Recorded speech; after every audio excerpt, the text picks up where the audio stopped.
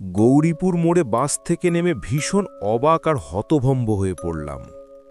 দেখি সকল দোকানপাট বন্ধ হয়ে গেছে, তার ওপর কোথাও কোনো জনমানবের চিহ্নমাত্র নেই।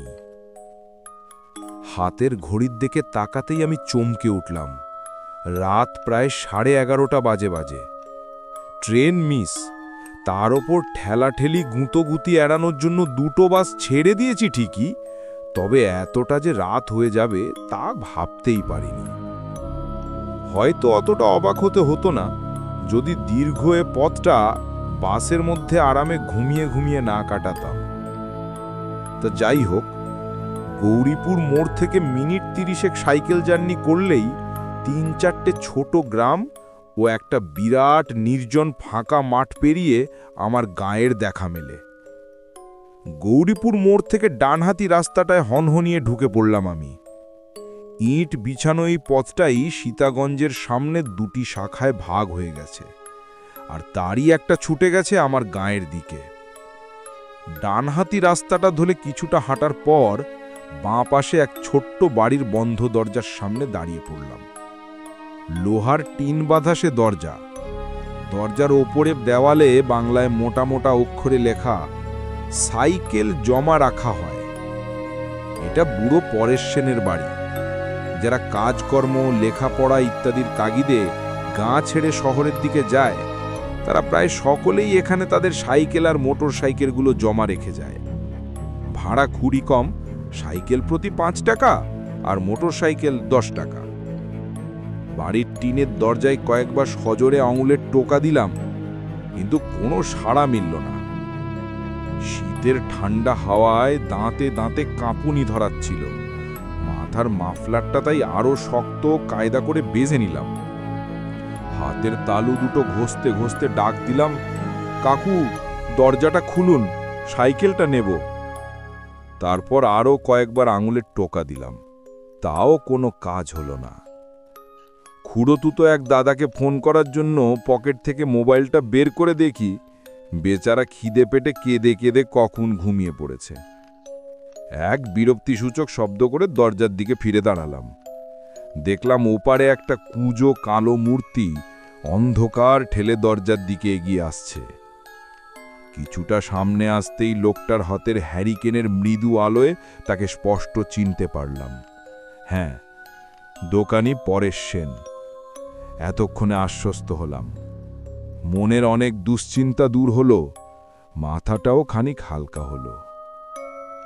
বুড়ো পরেশ সেন হ্যারিকেনটা উঁচিয়ে ধরে আমার মুখখানা ভালো করে কয়েকবার দেখে নিয়ে কাঁপা কাঁপা গলায় বলে উঠল, ও তুমি? তা এত রাত অবধি কোথায় থাকো বাপু? আমি তেমন কিছু না বলে শুধু একটু হ্যাঁ হুঁ দিয়ে তার পিছু পিছু ঘরে এসে ঢুকলাম।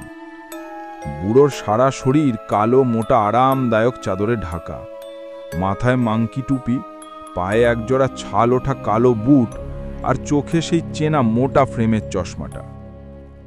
কয়েক সেকেন্ড বাদে টর্চ হাতে দরজার বাইরে বেরিয়ে এসে সাইকেলে চড়ে বসলাম, আর তৎক্ষণাৎ বাড়ির মোটা লোহার দরজাটা সশব্দে বন্ধ হয়ে গেল। ঠান্ডায় কাঁপতে কাঁপতে আমি সাইকেল চালাতে লাগলাম। ইতিমধ্যেই হাতে দোস্তানা জোড়া গলিয়ে নিয়েছি।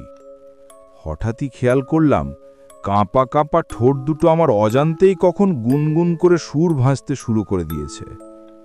শিশুকালে পড়া সেই লাইনটাও মনে মনে আউড়ে উঠলাম, উহ আহ কেন করো, শীত লাগে তো গানটি ধরো। এইভাবেই গুনগুন করতে করতে চলল আমার অভিযান। তা প্রায় 15-20 মিনিট সেভাবে যাওয়ার পর হঠাৎ যেন আবহাওয়ার হালকা পরিবর্তন অনুভব করলাম।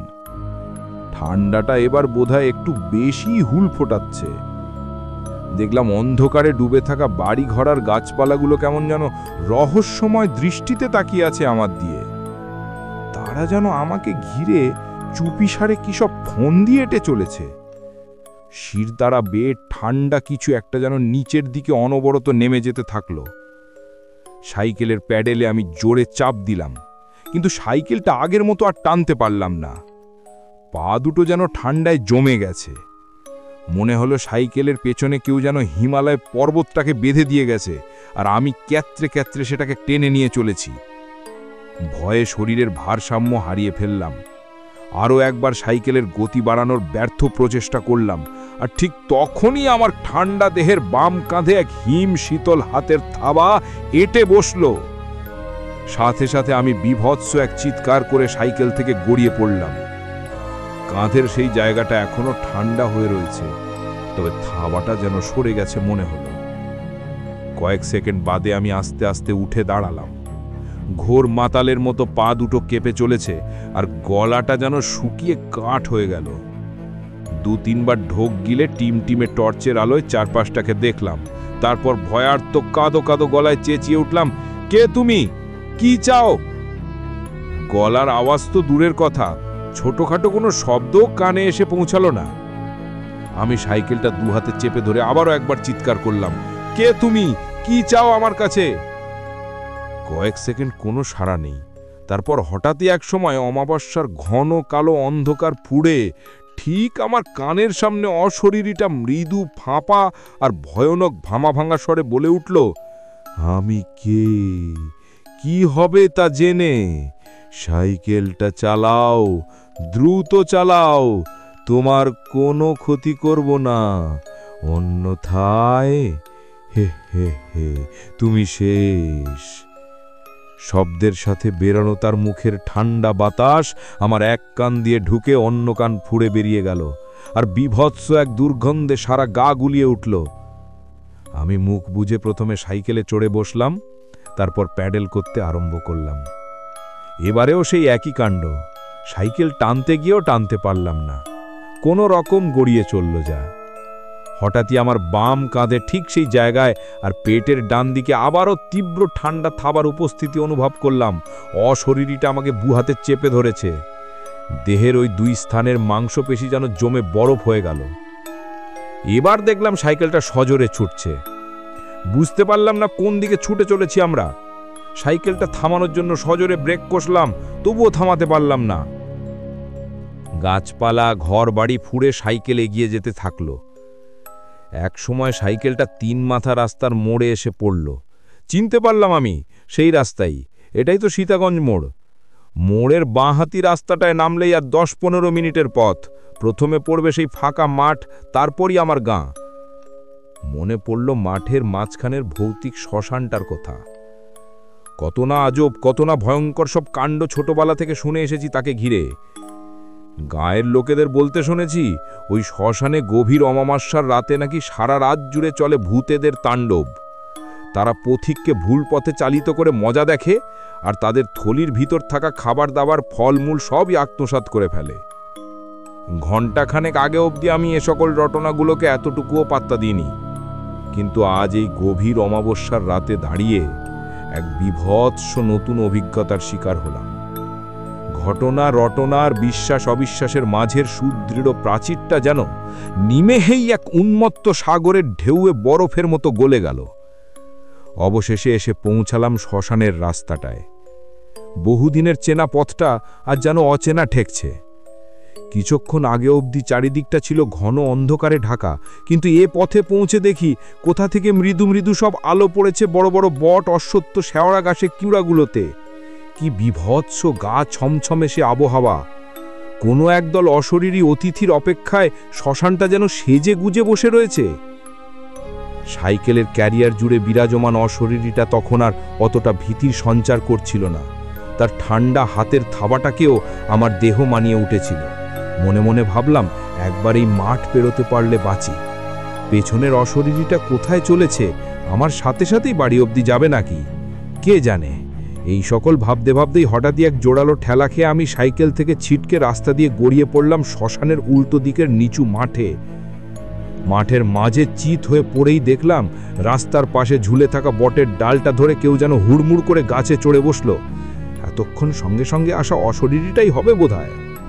তারপরই হঠাৎ শ্মশানের সমস্ত গাছপালা জুড়ে এক জোরালো আলোড়ন শুরু হলো, সাথে বিকট সব চিৎকার। সহস্র অশরীরী দাপাদাপিতেই বোধহয় গাছের ডালগুলো হুড়মুড় করে একসাথে ভেঙে পড়ল। ঘাস ঘাট সব কাঁপতে শুরু করলো, আর ঘাস বিছানো সমতল মাঠটা অজস্র ফাটলে ভরে গেল। পায়ে ভর দিয়ে উঠে দাঁড়ানোর সামর্থ্য ছিল না, তবু বহু কষ্টে কোনো রকম উঠে কাতরাতে কাতরাতে বাড়ি ফিরলাম। মুখ হাত পাটা ভালো করে ধুয়ে নরম বিছানায় শরীরটাকে টান টান করে মিলে দিলাম। সারা দেহে অসহ্য ব্যথা। থার্মোমিটারে দেহের তাপমাত্রা ধরা পড়ল 105 ডিগ্রি ফারেনহাইট। পরদিন সকালে ঘুম থেকে উঠে দেখলাম গায়ে ব্যথার বিন্দুমাত্রও নেই, শরীরের তাপমাত্রাও পুরোপুরি স্বাভাবিক। কালকের ঘটনাটাও আর অতটা দগদগে ঠেকছে না। দেখলাম আমার সাইকেলের কিছু কিছু অংশ বেঁকে গেছে। ইতিমধ্যে মা হাতে ব্যাগটা দিয়ে গেল বাজারে যাওয়ার জন্য। আমিও তৎক্ষণাৎ ব্রাশটা সেরে নিয়ে বাজারে বেরিয়ে পড়লাম। হাটটা বসে সীতাগঞ্জ মোড়ে, সেখানেই চলেছি। সেই একই পথ। কয়েক মিনিট পর শ্মশানের রাস্তাটা এসে পড়লাম। সাইকেল থামিয়ে শ্মশানটাকে ভালো করে দেখতে লাগলাম, কিন্তু সেখানে অস্বাভাবিক কিছুই খুঁজে পেলাম না। গাছগুলো আগের মতোই ডালপালা ছড়িয়ে দাঁড়িয়ে আছে, আর ঘাস বিছানো মাঠটাও রয়েছে আগের মতোই।